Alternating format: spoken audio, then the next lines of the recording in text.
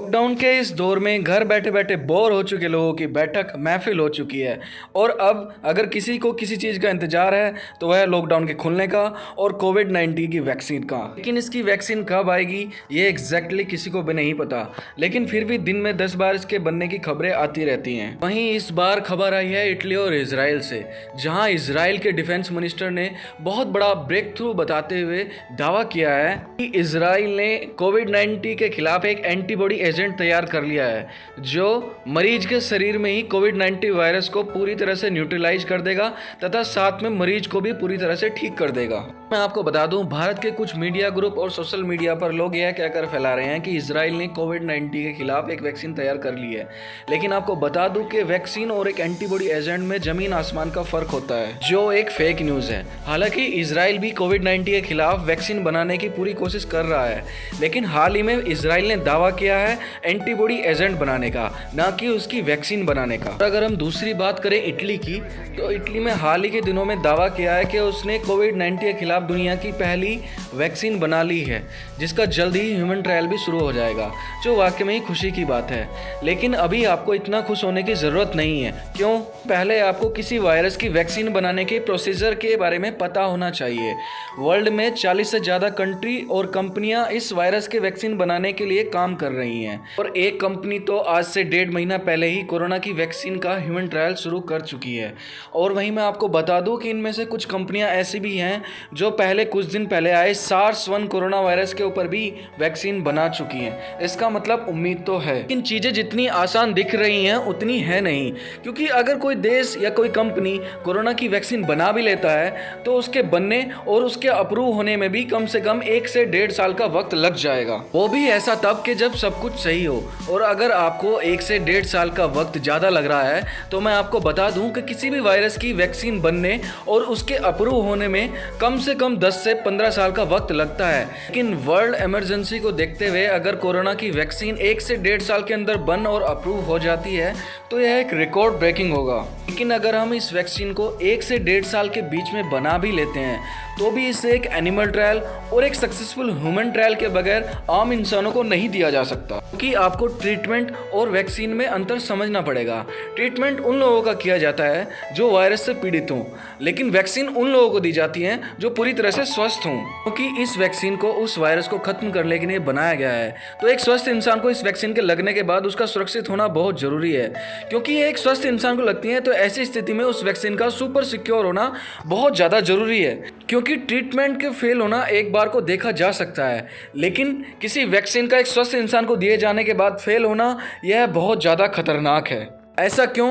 तो इसके लिए आपको वैक्सीन के कंसेप्ट को समझना बहुत ज़्यादा ज़रूरी है। लेकिन इससे पहले मैं आपको एक बात बता दूं, ना ही तो मैं कोई लैब टेक्नीशियन हूं और ना ही मैं कोई डॉक्टर हूं। ये जितनी भी जानकारी मैं आपको दे रहा हूं ये सारी इंटरनेट पे ट्रस्टेड सोर्स के द्वारा जानकारी प्राप्त के द्वारा ही मैं आपको दे रहा हूँ। तो अब हम बात करते हैं वैक्सीन के कंसेप्ट की, जो बहुत ही सिंपल है। वैक्सीन के कंसेप्ट के हिसाब से हम किसी भी वायरस की जब वैक्सीन बनाते हैं तो हम उस वायरस के कमज़ोर पेश को बॉडी में इंजेक्ट करते हैं, ताकि इस छोटे वायरस के खिलाफ जो मेन वायरस की तरह शक्तिशाली है हमारा बॉडी एंटीबॉडी बना सके, या सीधे शब्दों में कहूँ तो उसके खिलाफ शक्ति पैदा कर सके। वहीं मैं आपको बता दूं कि इस छोटे वायरस वैक्सीन के साथ में एक मेमोरी सेल्स भी इनके साथ में इंजेक्ट किए जाते हैं, जो बॉडी को बता सकें कि कब कितने और कैसे एंटीबॉडी बनाने हैं, जो हमेशा के लिए हमारे दिमाग में स्टोर हो जाता है, ताकि नेक्स्ट टाइम अगर वायरस हमारे शरीर पर हमला करे तो हमारे शरीर को पहले से ही पता हो कि कैसे एंटीबॉडीज़ बनाने हैं और कितने बनाने हैं। तो ये तो है वैक्सीन का कंसेप्ट। तो वैक्सीन के इस कंसेप्ट के तहत अगर उस छोटे वायरस से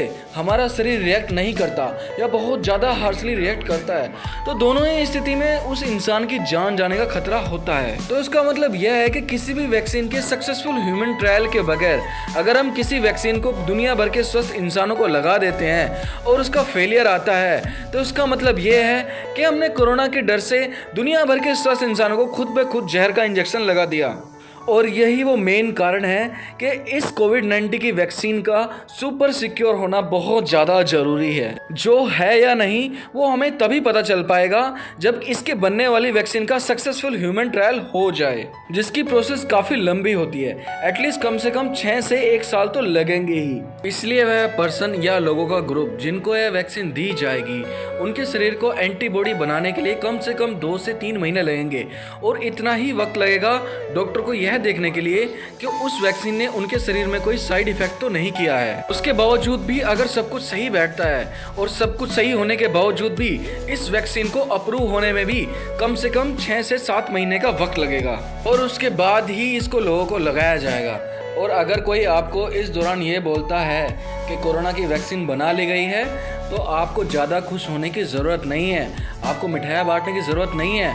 आपको खुश तभी होना है जब आपको कोई ये बताए कि कोविड-19 की वैक्सीन का सक्सेसफुल ह्यूमन ट्रायल हो चुका है। तो जैसा कि मैंने आपको बताया कि वैक्सीन के माध्यम से हमारे शरीर को दवा नहीं दी जाती, बल्कि हमारे शरीर को यह सिखाया जाता है कि हमें वायरस से किस तरह से लड़ना है, हमारे शरीर को कैसे और कितना एंटीबॉडी बनाना है। क्योंकि उस वायरस के खिलाफ एंटीबॉडी डेवलप करने का काम खुद हमारा शरीर करता है और उसमें 2-3 महीने का वक्त भी लगता है। लेकिन दूसरी बात यह है कि कोविड-19 अपने मरीजों को 14 से 15 दिन का ही विंडो देता है। तो यह वैक्सीन उन मरीजों के लिए बेकार होगी जिनको ऑलरेडी कोविड-19 हो चुका है। तो उन्हें तो केवल एक ही चीज़ से बचाया जा सकता है और वो है ट्रीटमेंट। तो इसलिए अब हम बात करते हैं इजराइल की, कि इजराइल ने वैक्सीन बनाने का दावा नहीं किया, उन्होंने दावा किया है एंटीबॉडी एजेंट बनाने का, जो एक तरह का ट्रीटमेंट है जिसे स्वस्थ इंसानों के ऊपर अप्लाई करने की जगह मरीजों के ऊपर यूज़ किया जाता है। क्योंकि यह मरीजों के ऊपर यूज़ किया जाता है तो इसलिए एंटीबॉडी एजेंट का ट्रायल करना वैक्सीन के ट्रायल करने के हिसाब से बहुत ज़्यादा आसान है और उसका अप्रूवल वैक्सीन के अप्रूवल से बहुत जल्दी हो जाता है। क्योंकि थोड़ी देर पहले ही मैंने आपको बताया कि वैक्सीन उन लोगों को दी जाती है जो पूरी तरह से स्वस्थ हैं। चूँकि पूरी तरह से स्वस्थ लोगों की जान को खतरे में डालना बहुत ज़्यादा रिस्की है, इसलिए वैक्सीन का सुपर सिक्योर होना बहुत ज़्यादा ज़रूरी है। लेकिन एंटीबॉडी एजेंट उन लोगों को दिया जाता है जो पहले से ही उस वायरस से ग्रसित हैं। इस वजह से किसी भी एंटीबॉडी एजेंट का किसी बीमार आदमी पर ट्रायल करना एक वैक्सीन के ट्रायल करने से कहीं ज़्यादा एथिकल होता है। क्योंकि वो मरीज तो पहले से ही उस वायरस से ग्रसित है, तो उसकी जान तो पहले से ही ग्रसित है। ऐसी स्थिति में अगर वह दवा काम कर जाती है तो उसकी जान बच सकती है, जो लॉजिकल भी है और सही भी। आई थिंक आप लोग समझ गए होंगे। क्योंकि दुनिया में सभी इंसान जीने की इच्छा रखते हैं। ऐसी स्थिति में एंटीबॉडी के ट्रायल के लिए वो मरीज जो वायरस से ग्रसित है, ऐसी स्थिति में उसको ढूंढना इतना मुश्किल भी नहीं होता। आप एक ढूंढेंगे आपको 50 मिल जाएंगे। तो ऐसी स्थिति में यह एंटीबॉडी के प्रोसीजर को बहुत ज़्यादा फास्ट बनाती है। इतना ही नहीं, अगर इसके हम टेस्ट की बात करें तो इसका रिजल्ट सक्सेसफुल रहा या फेल रहा, उसका रिजल्ट आने में भी ज़्यादा वक्त नहीं लगता है। क्योंकि वैक्सीन के तहत हम अपने शरीर को यह सिखाते हैं कि उसको वायरस से लड़ने के लिए कितने एंटीबॉडी बनाने हैं और कैसे बनाने हैं, जिस प्रोसीजर में कम से कम 2 से 3 महीने का वक्त लग जाता है। लेकिन एंटीबॉडी कॉन्सेप्ट के तहत ना ही तो मरीज के शरीर को एंटीबॉडी बनाने की ज़रूरत है और ना ही उन्हें उसे डेवलप करने की ज़रूरत है। ऐसी स्थिति में हम उसे बाहर से एंटीबॉडीज इंजेक्ट कर देते हैं, जो उसकी कॉपी बनाता है तथा वायरस से लड़ता भी है और उसे न्यूट्रलाइज भी कर देता है। क्योंकि एंटीबॉडी एजेंट के कॉन्सेप्ट के तहत हमें किसी भी तरह के एंटीबॉडी एजेंट को शरीर में डेवलप नहीं करना पड़ता, इसलिए यह प्रोसीजर शरीर में बहुत फास्ट चलता है। वहीं वैक्सीन का कंसेप्ट एक स्वस्थ इंसान को लगाया जाता है, जो एक लॉन्ग टर्म सॉल्यूशन है।